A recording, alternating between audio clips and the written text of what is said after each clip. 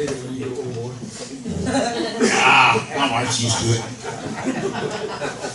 There he goes. There goes Wyatt. I'm going to do a song I didn't write because it's really good. There's a lot of really good songs I didn't write. I didn't say mine were. Everybody just doesn't know them yet.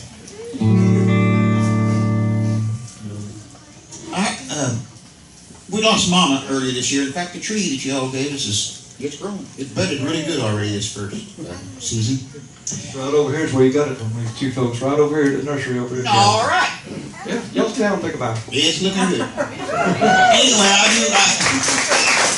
do remember my mother was and grandfather stuff, and grandmother was musicians, and I remember singing that. We did this in church a lot, and it's kind of been secularized a little bit by Kenny Rogers. Only if you listen to it, he kind of made it so it could go either way. I don't know about that. Anyway, I love this song, so I'm gonna try it.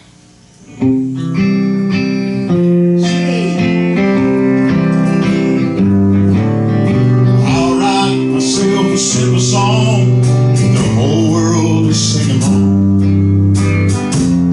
I call it a love song to you.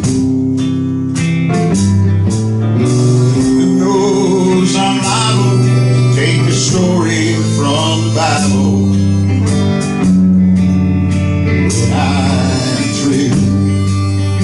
I'll just sing love lifted me. Love lifted me. When nothing else but you, even love lifted me. Everybody's looking for a way to say something nobody said. That's hard to do. Searching their mind, trying to find one of the kind of way that they could say something new. I just said love.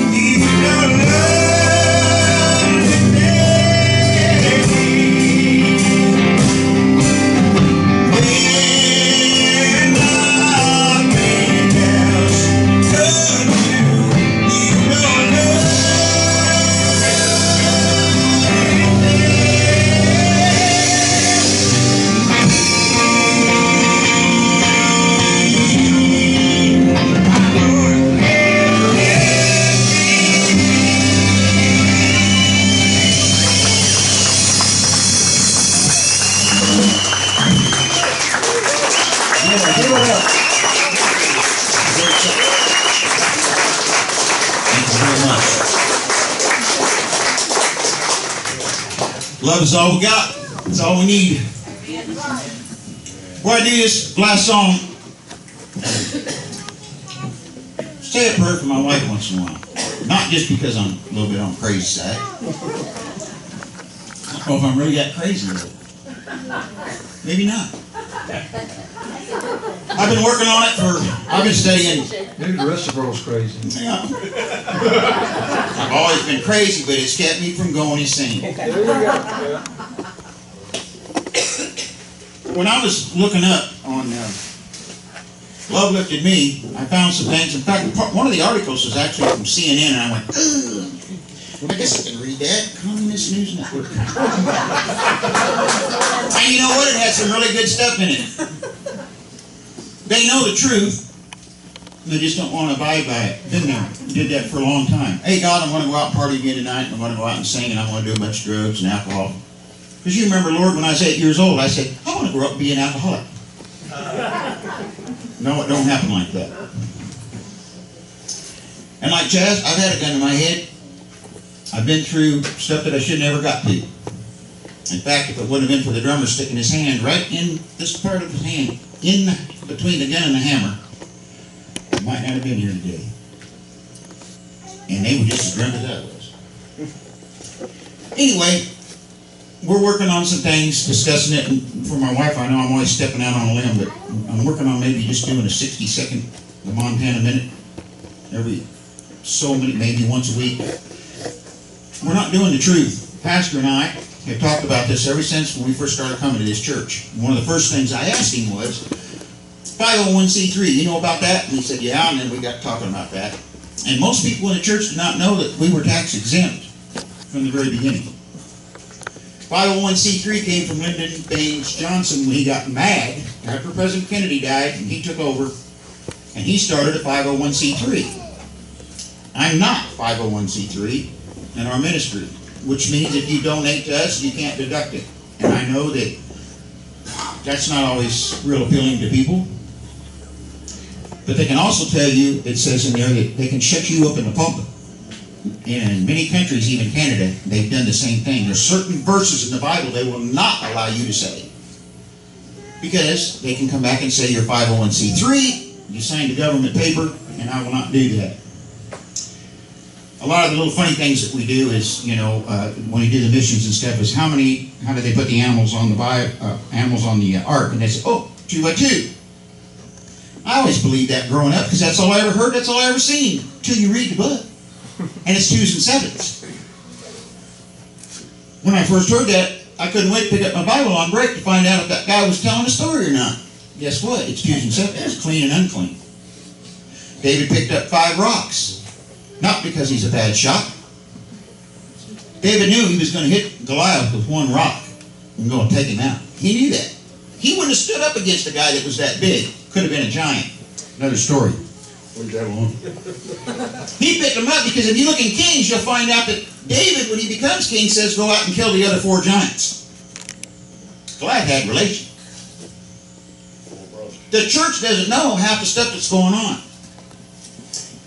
Pastor has been real good with me because I pull him off the side and I say, I gotta talk to you. He always knows I'm a little nuts too. I know he is.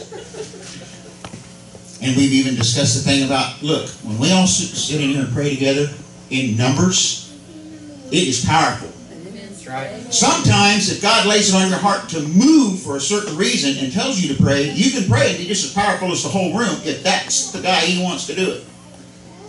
But we all know numbers is. But in Matthew, when it says 2 or more gathered in your name, that is not what that means.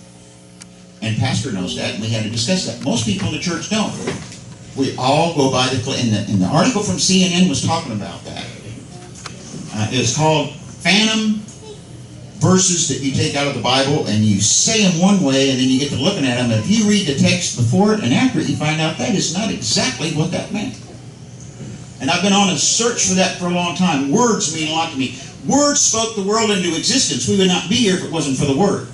In the beginning was the Word, and the Word was with God, and the Word was God. Amen. When you say something nice to edify somebody and lift them up, you can make their day. You might make their week or longer. You might say something that hurts their feelings, jokingly, and hurt them for the rest of their life. I'm sure I've done it. I'm talking from experience here.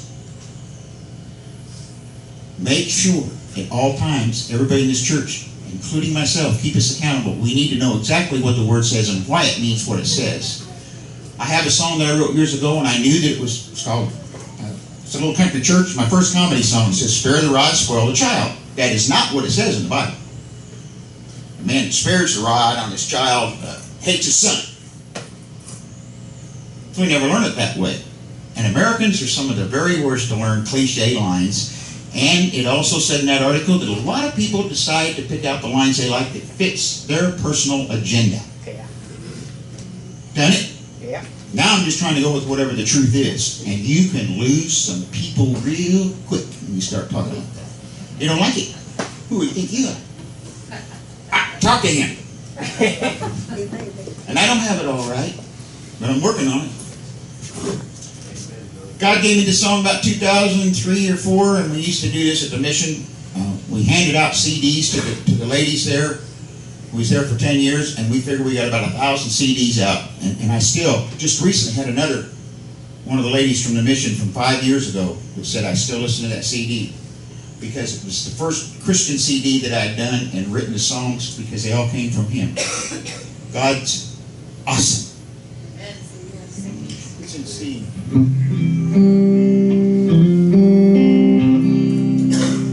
When I needed you, you came into my life.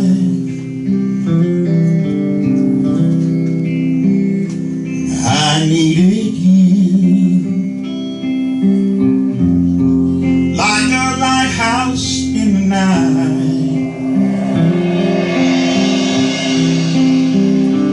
I needed you when I was down and out, so discouraged and full of doubt. You stood strong and true. I needed you. I needed you like the flowers need the rain.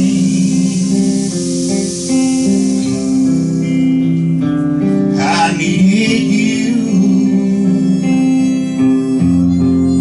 through the sorrows and the pain. I needed you. Your love came shining through, strong and true. I needed you.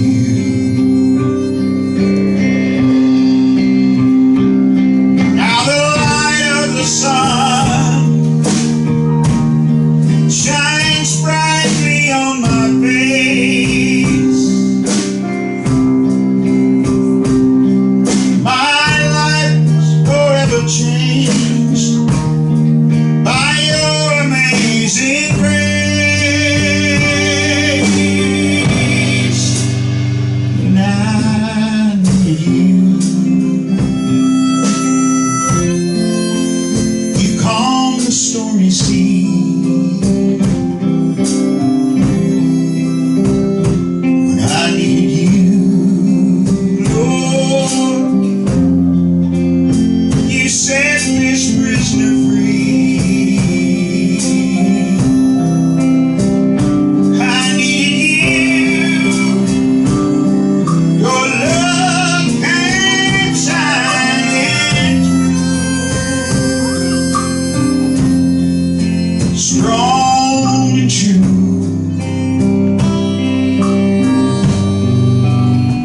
I needed you. So strong and true.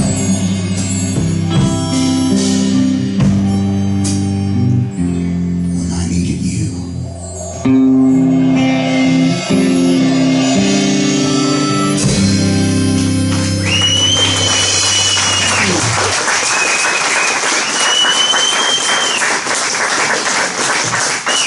That was great. Okay, y'all give it up one more time for my time.